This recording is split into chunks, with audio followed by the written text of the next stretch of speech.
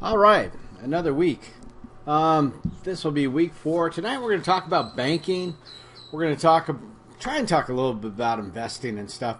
Personal finance, it can be super boring if you approach it the way a lot of personal finance people do. Probably 80% of the books and 90% whatever are written all about saving money and saving this and saving.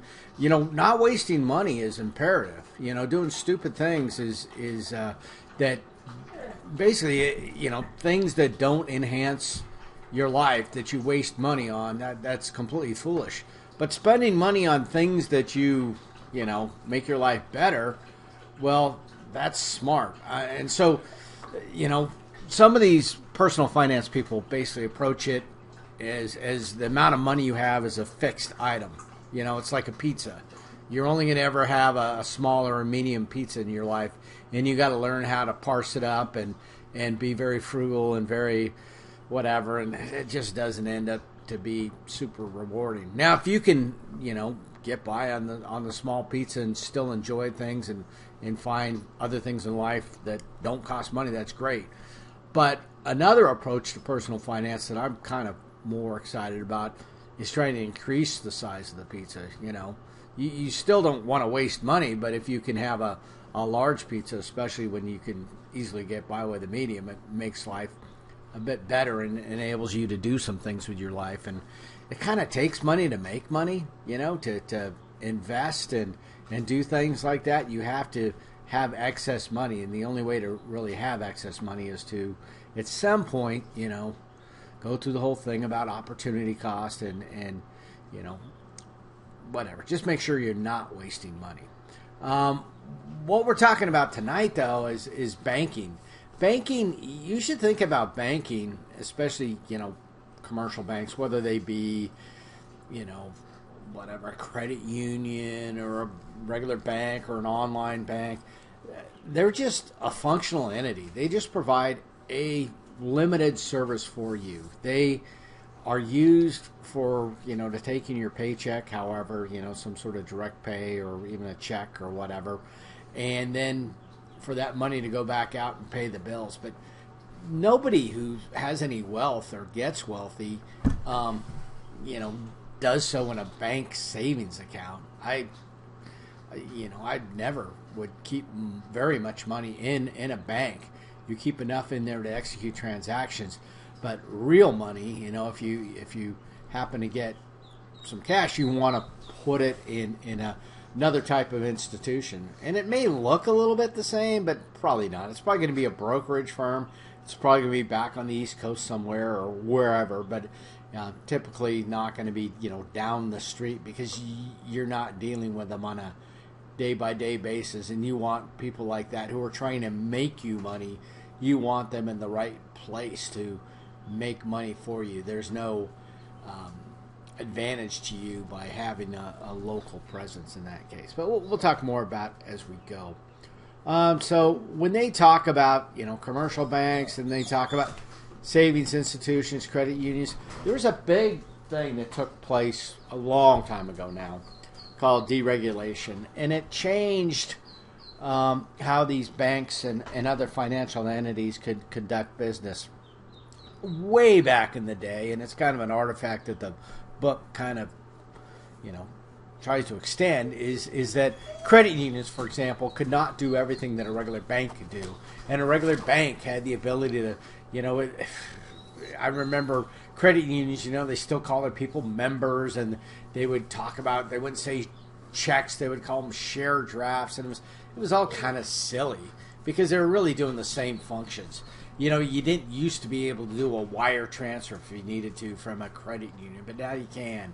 And savings institutions, thrift. Anyway, they're all, they may keep their old name in terms of, whether they designate themselves a bank, a credit union, a savings institution, but they can all kind of do the same functions now. So that's changed quite a bit. Non-depository institutions. So these are things that, finance companies, for example, hopefully, contrary to what what their title is, what their name is.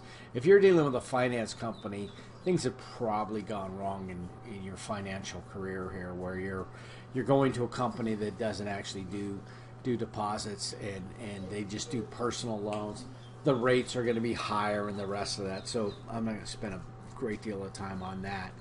But securities firms and also brokerages, this is where I would keep, regular money. And it could be perhaps, something like a Robinhood if you're really into crypto. But again, to put all your money in crypto, even though I think it's a strong, asset class, you probably need a regular brokerage account. And those guys, especially since they approved the Bitcoin ETF here a few weeks ago, I guess it's been a month ago now, you could do everything you need to through Fidelity or even BlackRock or whatever you want to do. And then insurance companies, they do have a role sometimes in personal finance, but not a good one. Insurance companies, in my mind, should, again, I don't mean to get too opinionated here, but they don't get the same yields that pure investment companies get. So you may hear some little tweets in the background. I had a bunch of mallard ducks hatch out the past couple days, and I still have all my bird dogs. So you can see there's a inherent tension in the room between the ducks versus the ducks that are they're not quite quacking, but they're kind of noisy. So anyway, and then investment companies, just another kind of middleman. But for the most part, where they finally get to it here at the end is financial conglomerates, and that's kind of what's going on. I've got an account with Fidelity, and I don't have one with Ameritrade anymore. I think they've been absorbed into Schwab. But anyway, those big brokerage companies, now they can actually do bill pay services. They can do things that banks didn't used to do. So everything is just kind of grown into one. And we'll talk about it, later in the lecture. There is some sense, I think, in having a couple different companies, but you don't need 3 or 4.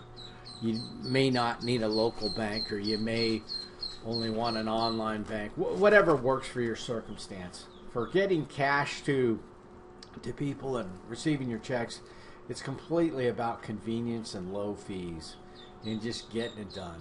It's not about making money with the bank type thing, because they just don't pay the rates. Okay, so banks, yep, securities, insurance.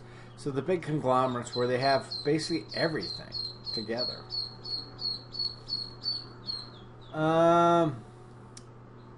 Checking accounts. I've had especially some European students, and I know from Europe, they just don't do checks.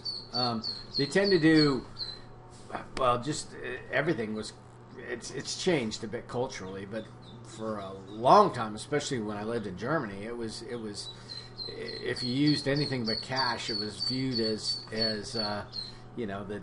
What was there some sort of problem? Was there a reason why you couldn't afford this, that you had to use a credit card? But anyway, that stigma's kind of gone. One thing they do, though, if you have especially if you're going to be traveling over there, and you may want to find out if you're going to be using a credit card, whether you've got a PIN number associated with it, because it's very seldom that you sign a credit card receipt. It's usually what they call chip and PIN, where if you're going to use a credit card, you insert it in the machine and then you type in your PIN, similar to like a debit card. So anyway, but checks for the most part are just they are kind of strange, and your generations are, checks are less and less popular. They're, things that used to be done with check are now done maybe with Venmo or something. It's unfortunate. Venmo is actually owned by PayPal. I really don't like PayPal for a lot of things, but Venmo seemed like an improvement. But then when I found out they're all owned by the same people, it's kind of disheartening. But certain those services can be quite convenient. Okay, so paying bills, yeah, it goes without saying that you need to be able to have a checking account, a banking situation that's going to allow for bills to be paid on time. If you start, screwing that one up and making late payments, whatever, they don't get mad, they get even. They just start charging higher rates, and you're all the fees and everything associated with it. Debit cards can be useful, but I used to use debit cards quite a bit, but they are kind of difficult because the one thing about a check, back old school checking, was you had a check register where you're supposed to write down the amount of the check. A debit card that comes directly out of your account, for me, it just became too difficult to keep track. I don't like to keep excess money in my checking account, and with debit cards, I wasn't able to control it as well. So, I just couldn't always figure out what my balance was. Plus, the laws regarding fraud with credit card are very well established, and by law, you have to be reimbursed when there's fraud generally. With debit cards, it's more upon the individual bank policy, so I don't necessarily like that. Anyway, online banking, the book gets to be kind of dated here. The fact that you can just tap your card and the rest of it makes it quite a bit easier. They're acting like that's fairly new. Record your checks in your checkbook as you write them. Yeah, that's how it's supposed to work. We don't always achieve that, especially if you're using a debit card where you're just tapping it or something. It makes it very hard to do. Reconciling the balance. So, anyway, personally, I tend to use a credit card, but I'm able to pay the credit card off every month. I mean, which anybody could do, but if you're going to use a credit card for cash transactions in lieu of cash, you have to have some discipline. So if you can pull that off, it does work out pretty well for you. Check float, kind of an old school thing. Again, I came out of a flying background, and I had friends who built time flying checks, to the big central banks. It was worth the smaller banks to actually have pay a private pilot and fly a little Cessna, to deliver checks. This was before things were done electronically. Now they're basically scanned, and that float doesn't exist. There used to be a time where you could write a check and you had a day or two before it cleared. That doesn't exist anymore.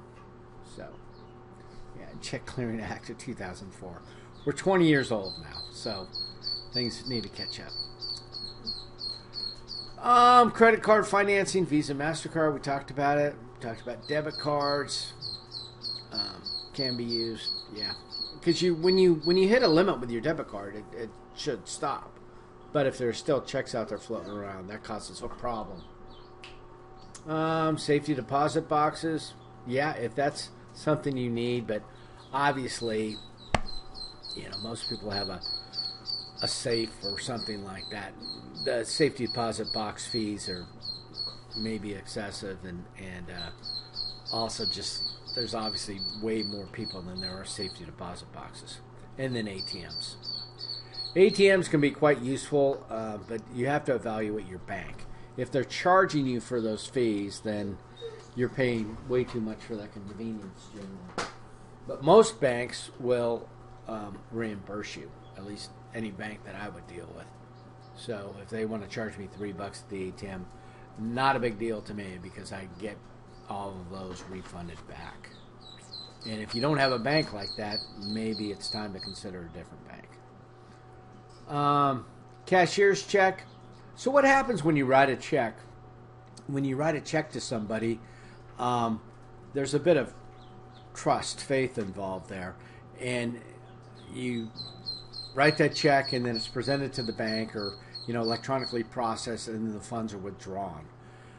So the person who accepts that check, yeah, there's a slight amount of risk there that the funds may not be in there. But with a cashier's check, you go to the bank, and the bank actually writes this out. The bank sequesters those funds and then writes the check. So if you're selling something, a cashier's check is a little bit more solid. Where I had a problem with this, and why I closed one of my local banks, was I presented a cashier's check to them, and they said, well, we need to wait 3 days or 4 days or whatever for this check to clear, which was a total fraud. They were going to sit on the money. It's like, no, that money is already in the account. Oh no, that's just our policy, and it's just what they could do. And so, anyway, it's little things like that may want to make you consider another bank. Not a big deal, but they weren't offering that much in terms of benefits. Money orders. This again is kind of like the finance companies. This is kind of something that the unbanked would use. Some people can't afford, don't have the resources, or don't have that many transactions, and so they don't have a bank, and so they'll pay for a money order. And I get money orders about every 10 years because for some reason the State Department wants to use those when you're getting a passport. But other than that, I have no use, no time for them. You have to pay for them per whatever. I think the last time I got it was maybe under $1. But you go to someplace like Walmart, because they deal with a lot of folks who end up in that category who come to Walmart and use Walmart kind of as their bank. Traveler's checks, send me an email if you see any value to these at all. I mean, I've traveled a lot, and traveler's checks are, kind of a joke at this point. I've been in some sketchy places. I was up on it was not quite into Syria, but we were right there. And there are these tourists, American tourists, who had traveler's checks in the hotel. Yeah, they didn't want any part of them. Whereas me, with the silly American credit card, they were completely fine with that because they were used to seeing it. So, traveler's checks, if you're not familiar with it, don't worry. It used to be a thing where you'd buy them and they were somehow more, I can't even remember the dynamics of it, but they were a hassle and then you had to pay for them, and probably not something you'll ever see again. So, criteria for using a financial institution. Convenience is part of it, certainly, and convenience kind of adds up into cost. If you've got an ATM that's, your card, they'll charge you a fee unless you use the one across town. Well, now you're spending time and effort and money to get there. So convenience can be happen a lot of different ways. Paying bills on time, deposit rates and insurance. I absolutely do not care about that because I'm not keeping any money with them. I never get any interest from the banks because I don't keep that kind of money in there. But I am definitely concerned about the fees and convenience. But they usually go hand in hand. I still have because I have business type stuff, and sometimes I'm given small bills or have some reason to deal with it's actually, this is a very stupid reason. I shouldn't even share this with you. But at one of the banks, my account number is 1111 whatever. It's just a series of ones. It's the coolest thing. And anyway, I just don't want to let that account go because I love that. They say, what's your account number? And you just, spout out a series of like 6 ones, I think it is. It's literally a 1 in a million chance I have that account number. So I pay a silly $5 a month to one of the local banks to keep that, and it was just given to me at random, I guess. I don't know. Anyway, but yeah, the fees vary wildly. I've banked with, what used to be Alaska USA, now Global, and Northrim, and these are all local Alaska banks. Wells Fargo at one point, and all different ones, and just they all have, some have good points, but some whatever. My main bank is still a military bank out of Texas that I've dealt with, just because they deal with people in different locations. They were so much quicker to adapt to online banking and convenience and lower fees because they had to remain competitive. So banks that only have to compete with other Alaska banks may not be as competitive. So just give it a look. I'm not trying to shy away from the local banks, but they've got to compete for your money. If they don't, then don't help them out if they're not helping you out. Interest rates on deposits affect your inflows and outflows. Certificates of deposits, risk-free rate of return. So there are some mechanisms. A certificate of deposit is a CD is what it's called. Typically a 5-year CD maybe. If you're willing to keep your money in the same place for 5 years at a set interest rate, yeah, they're probably going to give you a little higher interest rate. But is it competitive? If it's not keeping up with inflation, then I'm not interested. You know, the interest rates are set. The way banks make money is they take in money and they pay the people who deposit money a lower rate than they charge people who borrow the money. So they pay you less than 1%, and they charge people who borrow the money, 6, 7, 8%, and that spread is where they make their money. So, but anyway, I don't use banks for interest. I have no. I don't. Yeah. If I have enough money in the account, I transfer it over to a brokerage, to a cash account, and in the cash account, whether it be called a money market or they'll have different terms for an asset management account. Maybe they have different brandings, but they all earn more than a savings account by any stretch. So when there's a risk premium, there's a certain rate that's the interbank rate that is the lowest, represents the lowest amount of risk. You as a consumer, you may think, hey, I always pay my bills, I've got no risk. Well, you've got slightly more than what a bank to bank rate is. So your rate is going to be a little higher. And that risk premium is can be used in this case, guaranteed by the government, but there's the more risky a person or entity presents to the bank, the more interest that needs to be paid, to compensate in case of loss. And the government is recognized as being quite low risk, and so that's why, in terms of investment from the government, it's probably not going to pay a very high rate, a competitive rate, a rate that's going to exceed inflation. So people with poor credit, they present more risk, so they're going to pay a higher rate. We'll talk more about credit here in the upcoming weeks. Impact of the economy and risk. Yeah, it's just as the climate changes in terms of the economy, the rates, in fact, right now the rates are quite high. And so everything's kind of contracting because it makes it very hard for investors and makes businesses less reluctant to hire and the rest of it. Twisted perception on the risk premium. So,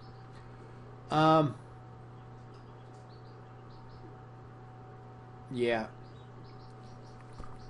it kind of gets, in the double up the catch up type thing. If an investment is going to pay, say, 20%, there's a reason why it's paying 20%. That's an exceptionally high rate of return, which intuitively will translate that your exposure to risk is quite higher. People have been ripped off many times in the past. Bernie Madoff was a guy who was running basically a Ponzi scheme, and he was giving his investors 20% risk-free. Well, those two terms don't go along. You don't get 20% risk-free. And so when people claim, well, I'm innocent, he said it was risk-free, but yet I was getting 20%. There's a certain point where you should have known. So anyway, but yeah, a lot of times people, the lotteries and things like that, they don't survive off the wealthy. They survive off people who can least afford it. People who are, trying to get rich quick tends to take those people out. Okay. Yep. So, the longer you're prepared to commit with your money, the higher the yield is going to be in these sorts of scenarios. Again, this is, interest rates on saving vehicles, which, one's typically offered by banks, which I typically don't get involved in. I would either buy real estate or, have money with money market accounts or a variety of investments, stocks, equities, but but not keeping it in cash. Term structure. So, yeah, some people will ladder up securities based upon the different yields. But again, the yields on these risk-free debt securities, we're comparing fractional changes in interest rates, none of which are higher than inflation. So it's there's you've got to balance. If things are very, very, very secure, then the interest rates earned are going to be very, very, very low. And all of these types of investments, they ignore the fact that inflation's happening and that you're trying to build wealth. You're not, just trying to tread water. In fact, these ones you're not treading no water. You're drowning. Your goal is to make some forward progress and get somewhere and accumulate wealth, not to watch your savings be diminished through inflation, taxes, and everything else working against you. So, shifts in the yield curve and loan rates. Anyway, you can look at the different rates that are published, and I'll review some of the rates, just kind of show you what I'm talking about. Why investing, I wouldn't even call it investing, saving money in a bank is not a huge component of generating wealth. Monetary policy, the way interest rates change, you have a pseudo-governmental thing, the Fed, the Federal Reserve, and they're, like I say, quasi-governmental. They're made of people from the biggest banks, but they're approved by the federal government. And what they try to do is control the money supply and try to set interest rates. Can they do that? There's a lot of moving parts out here, and they're in a global system. So they can try to affect interest rates. They can try to manipulate things, but they can't always control. And sometimes, they'll use some tactic that, they kind of shoot all their bullets and then they're done. And then a crisis actually happens, and they've already, done all their tricks. So we see this over and over again. And so the Fed is semi-controversial. I mean, they still have a lot of influence, but to say that they absolutely control, that's their goal, their mission, to try and control and set monetary policy. But there's definitely different opinions on how well they do that. But they try to increase that, or try to control that by increasing the supply of money. So, the money machine, they just crank it up. COVID, we need stimulus. We're going to get a bunch of money out there. We're going to lower interest rates. Well, you can only do that so far. In fact, we've gotten to points where the interest rate's at zero, and it just becomes irrational, and it scares businesses and the rest of it, and things kind of shut down. But that's where we're at right now. Interest rates are higher, and so businesses are not as likely. The good thing about this is they're going to pull everything out. They'll make some short run investments to try and pump up the economy because of the upcoming election. They'll do what they can to make things as good as possible. So if you realize that and you take advantage of it, you can actually make some money, but there may be a rebound the year after the election. So again, trying to shift demand. And the government, when they do spend a lot of money, they sometimes will displace the private sector, which actually has an effect as well. And then business. Like I say, the Fed can try and change things with the money supply, but if businesses feel otherwise, it's not necessarily going to be that effective. Okay, back to the personal banking part of it. So you have to ask yourself, what you need out of a bank. So the homework for this week, people, I know I'm going to get some emails going, I don't see, the question you're answering in the textbook.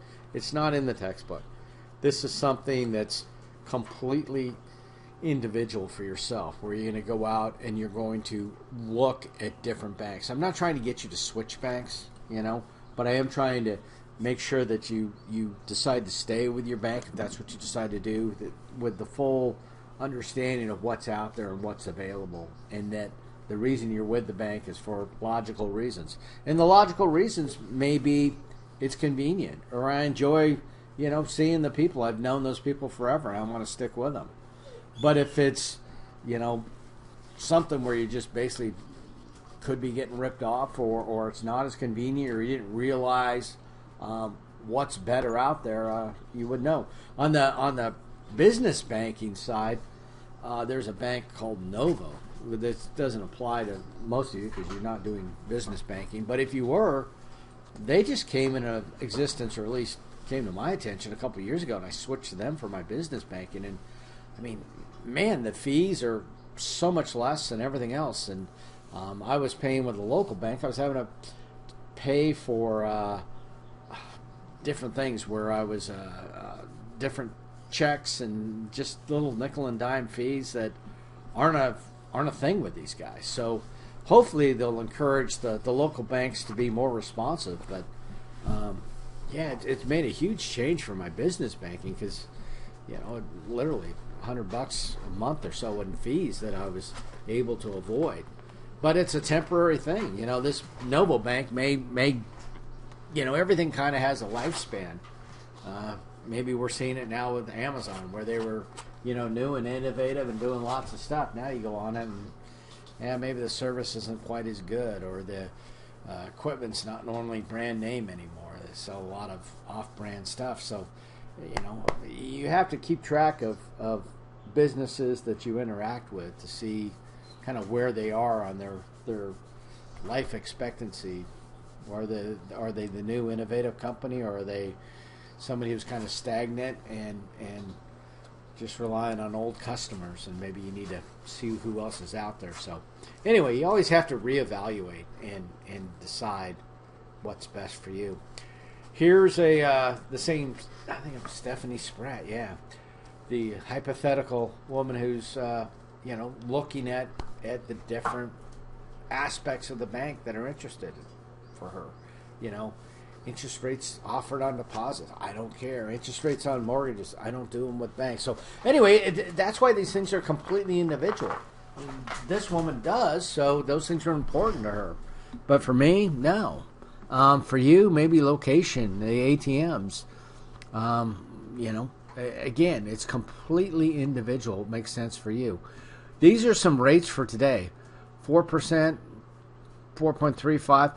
But you have to look at the conditions. You have to see. I mean, these are the best yields. So it may come with some conditions, or they may be teaser rates for a while. So, but they're, more aggressive companies that are trying to get new customers. So you have to look and see what else is involved. But those are considerably higher rates than I've seen locally for that type of stuff. But here's part of the problem.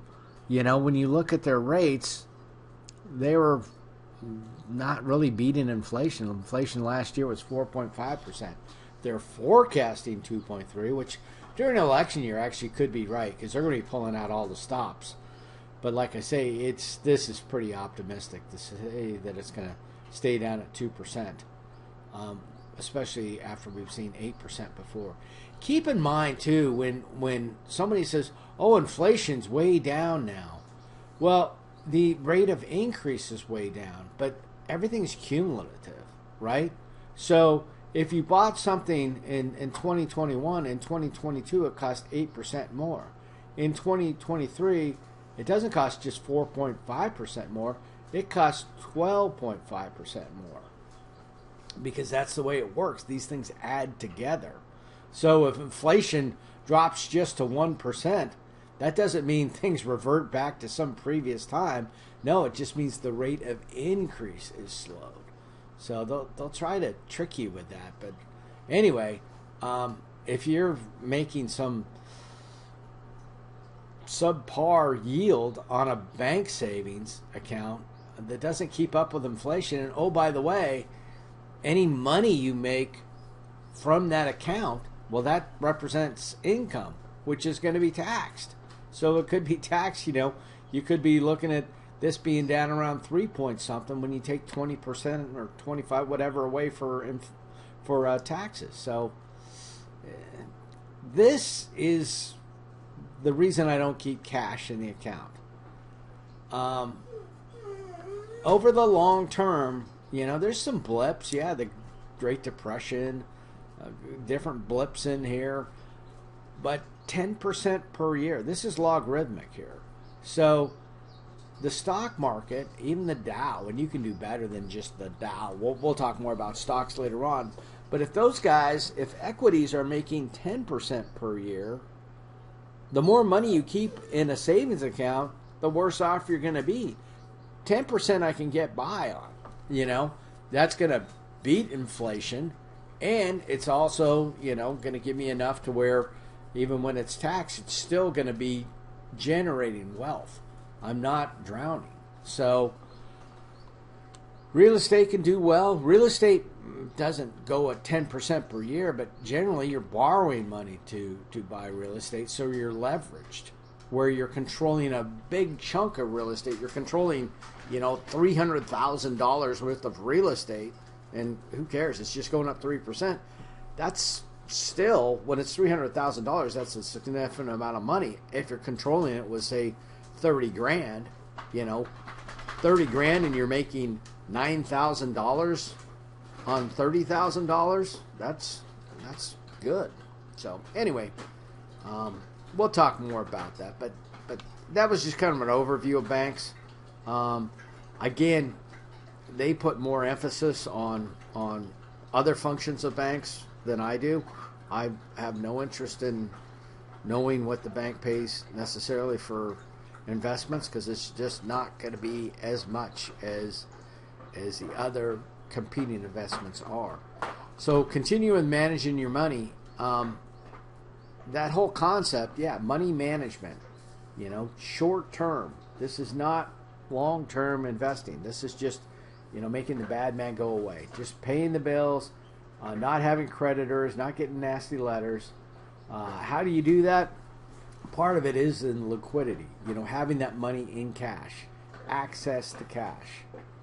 And you don't want stacks and stacks of cash. You don't want your money not working for you, but the money that you need for day-to-day bills, it needs to be available. So a checking account is part of your investment strategy. Super liquid, and typically you want overdraft protection. Well, in fact, almost all cases you want overdraft protection. Things are going to happen. There's going to be an error made by you, made by whatever. You're trying to not keep excess funds in there, and so accidents will happen, especially if you're using a debit card. If you have overdraft protection, it's transparent to you. You recognize the situation, you take care of it, but there's not money, spent because you screwed up, So the fees on overdraft protection, in fact, actually the legal implications for bouncing checks. It's not a good thing to have happen. But if you have overdraft protection, typically you have to have a credit card associated with that account, and they'll just roll that overdraft charge onto your credit card and maybe make some sort of deposit. But if you actually overdraft the account, they're going to be charging you fees all over the place, and you can't say anything about it because in actuality you probably screwed up, and so you're on the receiving end of whatever charges they want to assess against you. Not a good position to be in. So have overdraft protection. Stop payments. These are kind of useful, not something you really occur. This happens with checks. So again, people write fewer and fewer checks. But at one point, I was selling something, and I love taking checks. I would much rather take checks. Sometimes I'll take credit cards. We'll talk more about that later. but I'll kind of size the people up. People are much more loose with their money when they're spending on a credit card. But if they're already know exactly what they're buying, they're probably not going to buy anymore, then I want to check because I don't have to pay a fee on it. If I take a credit card, I got to pay 3%. But if it looks like they're going to buy a bunch of extra garbage and they ask, do I take credit cards? I'll say yes, and I'll suck up the 3% with the understanding that these people are going to, they don't associate cash with credit cards, and it's less painful for them, and they'll basically overspend. I'm taking advantage of their lack of discipline, and they do the same to me. That's just the way it works. But anyway, I took a check from somebody, and I lost it. I don't know what became of it, but it wasn't that awkward a situation. I mean, the phone call I had to say, can you please put a stop payment on that check? Meaning that if I happen to find it, or if I was a scammer, that check, if it gets presented to the bank, since there's a stop payment issued against that specific check, it will not be cashed. And so I said, just put a stop payment on it, wait a week, and then if you could write me another check, that would make my life much better. And they were cool about it, and they did that. And I think I reimbursed them because I think they had to pay $5 to have the stop payment put. But it was my own buffoonery. But, I would have been out thousands of dollars had I just let it go. Direct deposit, we're very familiar with that. Everybody usually insists upon it. Fees, certainly no interest on most checking. Even if there is an interest checking account, it's usually not something you want to do. You have to keep a minimum balance. And again, we don't want to keep, excessive amounts in there. To keep a minimum balance, I run my checking account. I mean, I max perform that thing. I'll take it down to very low amounts of money, especially if crypto's dropping or something, and I want my cash somewhere else because my cash does nothing for me in there, and I've got overdraft. So if I overdraft, so be it. I've got a super high credit score. Let's just say that, and it's not affected by the fact that I use the overdraft now and again.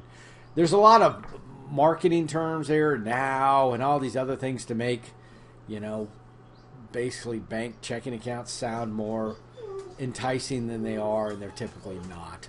So don't be too impressed. All you're concerned with the interest rate, whether they want to call it a cash management, an asset account, a money market account, a government, whatever. How much is the interest rate? That's all I really care about. Certificates of deposits. Now you're giving up a time element. Typically CDs are like 5-year CDs, and they might be a jumbo CD where it's a minimum of $5,000. So they want a large chunk of cash and they want to tie it up at a fixed interest rate for 5 years. I'm giving up a fair amount for that. Is it worth it? I've never bought one. But anyway, you'll see CDs out there. And, again, each to his own, but not for me. Marketing. How much is the interest rate? Less liquid. I need the specifics. I don't, that's just a very subjective term. Is it things that I can live with? Anyway, I have other things that are under the brokerage account, and they work just fine. Treasury securities. Okay, these securities are insured by the U.S. government. Very, very safe. So what's that mean in terms of return? Very, very little return. So anyway, each to his own. There may be certain times where you might want to be in those kind of securities, but not going to keep up with inflation. Again, not something I've got. Money market funds. I need to see the specifics to figure out exactly how they define their money market fund and how it's going to be different than the other one. And really all I'm concerned with is interest rates, access, and features or things that impact upon what I want to do with the money. But again, these are more parking places. I'm not under the illusion that I'm going to keep money in cash and call that an investment. I want money in assets, things that are going to be inflated by inflation. I want to be, if the water is rising, I want something that floats. I want something that moves with the inflation rate. If I've got an asset in real estate and inflation's at 15%, well, as long as my real estate asset inflated by 15%, Did I make any money? No, but I certainly didn't have it in cash and get slaughtered. So, money market rates, yeah, they're issued daily on the internet, much quicker. Asset management account. Typically, the accounts that I have are typically called asset management accounts. What you need if you're going to be involved in buying and selling stocks, what happens is when you want to buy some stock, you don't write a check to buy some stock. You establish a brokerage account. You fund that account, and once the cash is in there, then you buy the stock from that account.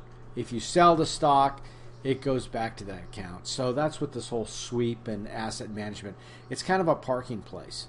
Theoretically, I mean, if there may be times strategically in the market where you want to keep your money in cash and keep it on the sidelines because you're being cautious, but it's a deliberate move. But for these type of cash accounts, they're like a parking place. There's some place where the money goes before it goes into equities, or some place where it comes back to when you sell the equities, but not something that you normally keep it there for a long time. So they're going to try and make distinctions between these different accounts, and sometimes getting down here in the bottom there are some additions, but it really, high balance required. I can tell you, no.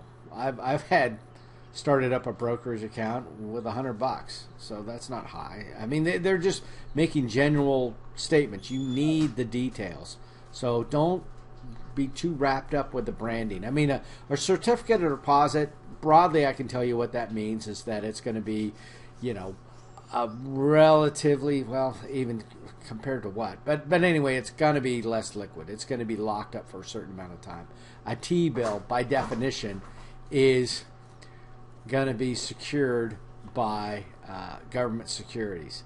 So high interest rate, not compared to the stock market. So anyway, I'm not a big fan of some of these charts, as you can kind of tell.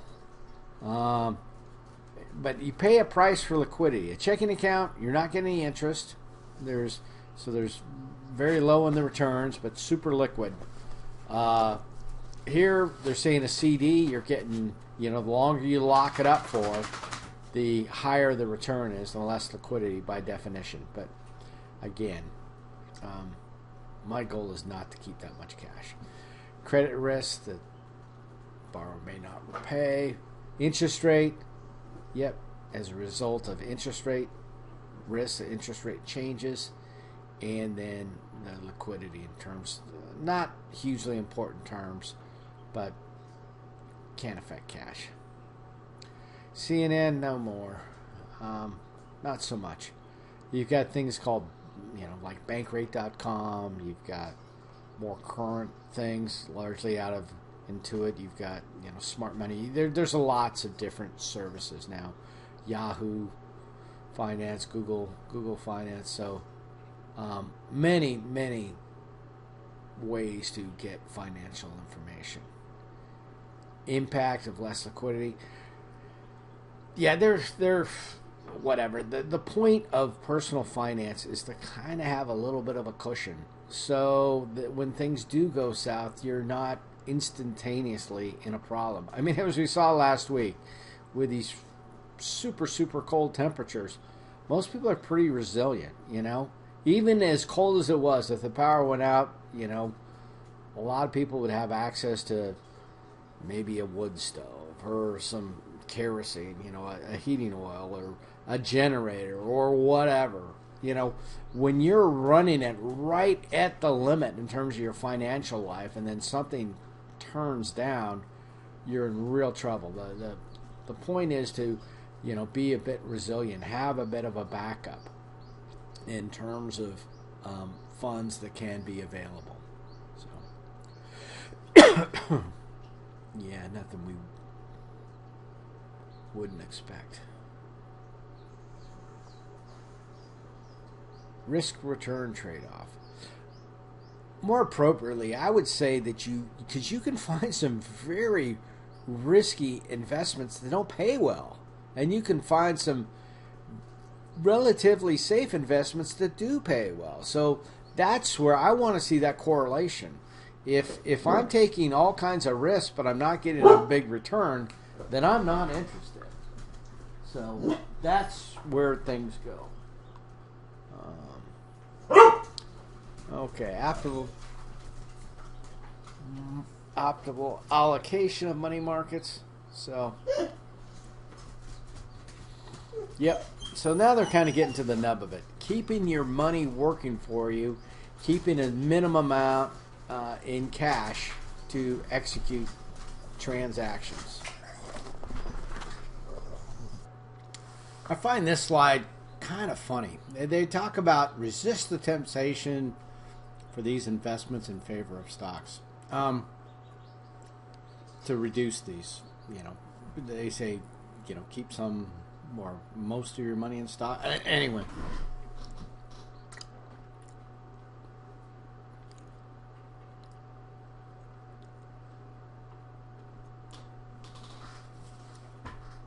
I think this slide is kind of funny. They talk about resist temptation to reduce investments in favor of stocks. That doesn't even make sense. Reduce temptation of reduce these investments.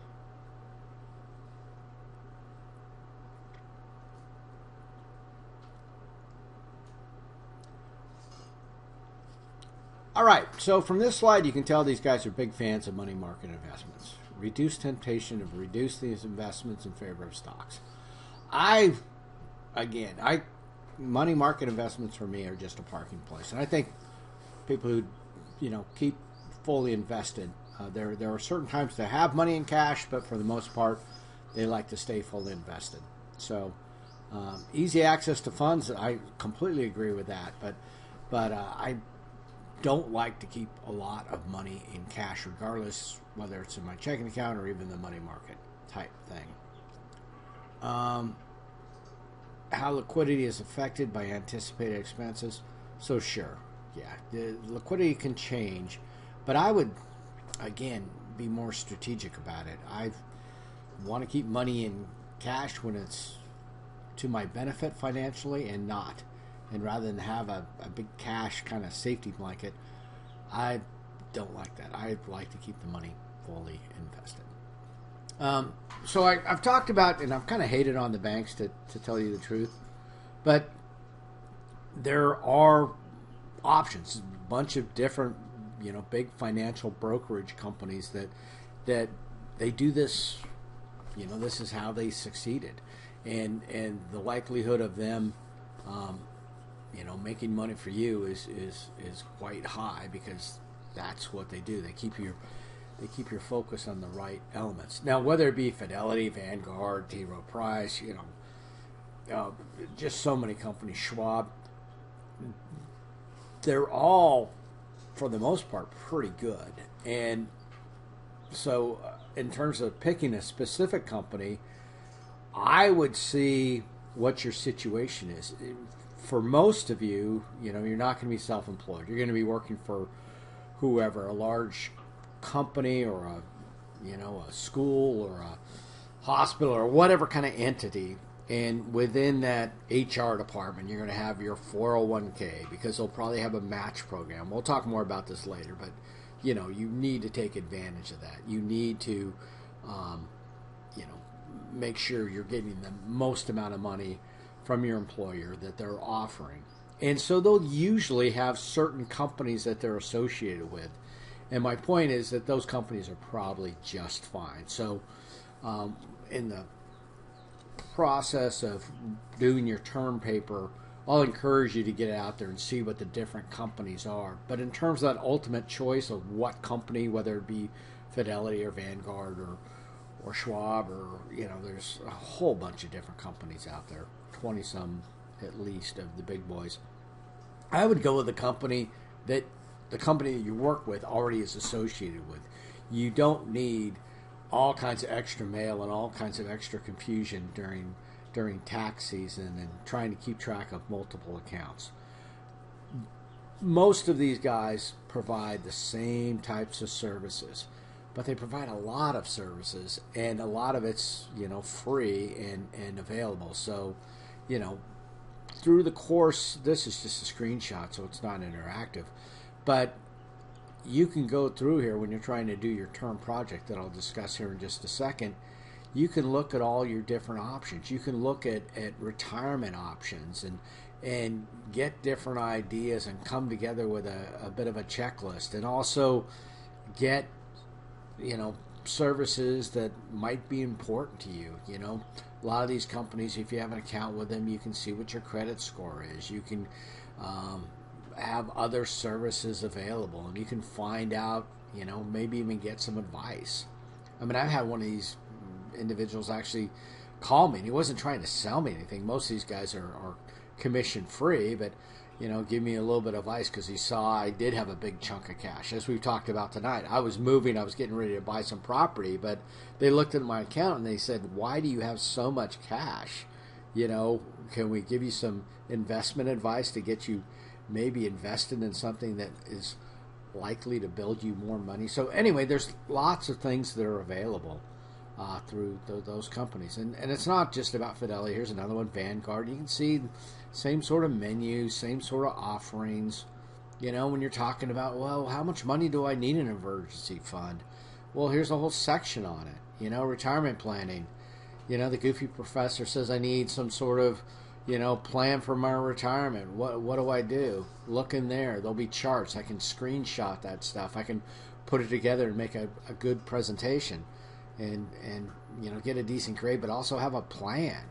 Or if I'm confused between a Roth and a traditional, there's specific differences that we'll cover in this course, but you're not always going to, be in this course. So you can go back here and get refreshed, given a little bit of an understanding. ETF, exchange traded fund, mutual funds, all kinds of stuff. So lots of stuff out here that's available.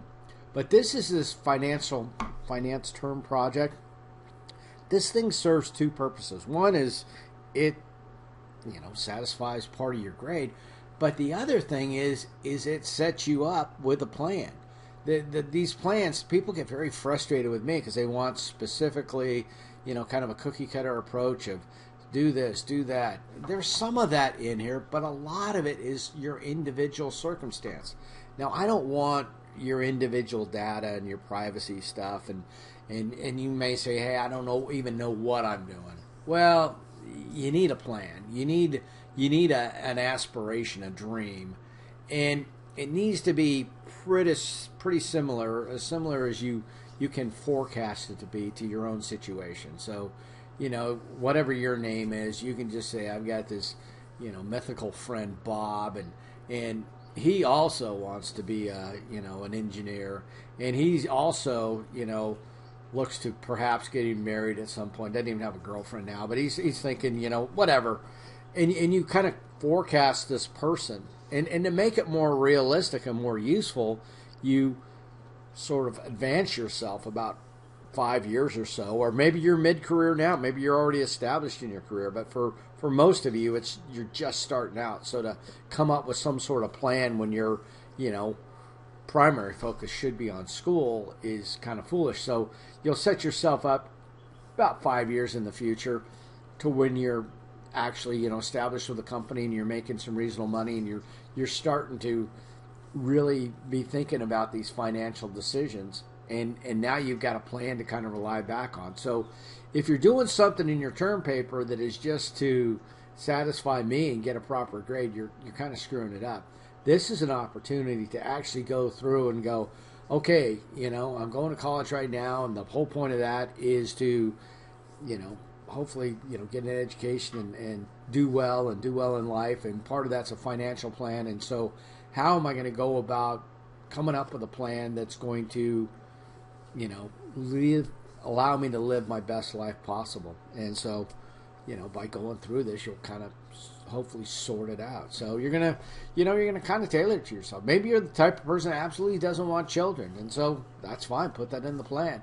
But if you're the person who might be, student loans, this is good to know now. I mean, if you're taking out huge amounts of loans right now, and part of your plan is, I'm going to buy a house 5 years from now, good luck with that if you're saddled with a bunch of student debt. So maybe go easy or as easy as possible on the debt, so that when you're thinking about that other part of your plan, you can actually execute that house buying.